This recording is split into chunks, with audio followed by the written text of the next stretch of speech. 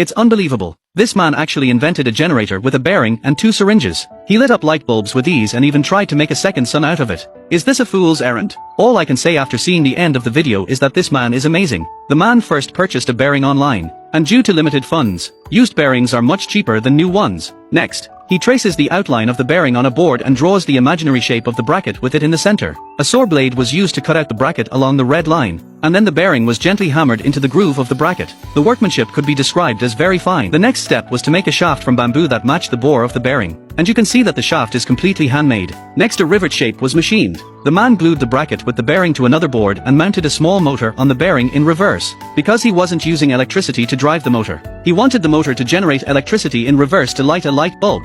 The man had prepared 2 clean syringes and 4 button magnets, which were obviously a little antique as well. When it comes to utilizing waste, Indians are really good. He glued the magnets to the syringes in the same direction to achieve the effect of peer repulsion. Then he removed 2 magnet rings from the old radio and glued them to the syringe with 502 glue. Now put the pusher into the syringe to see the effect. When the pusher is near the bottom, the magnetic force of the magnet repulsion pops the pusher back. Take 2 yogurt straws, cut them to 2 centimeters long and glue them to one end of the pusher with hot melt glue and make 2 simple springs out of bicycle strips. Next, it was time to start assembling. First, connecting the syringe to the bearing with a simple spring bar, then fixing the syringe to the bracket with hot melt glue, so that when the bearing rotates it will drive the actuator to make a piston movement in the syringe. The other side was fitted in the same way, so that a generator was complete. Only one of his fingers was needed to start the machine, and now the man was about to prove whether the great conjecture of the artificial sun could be realized or not. Just like that, a simple device without any energy input actually did light up a light bulb. The man said that if the device could be enlarged 10,000 times,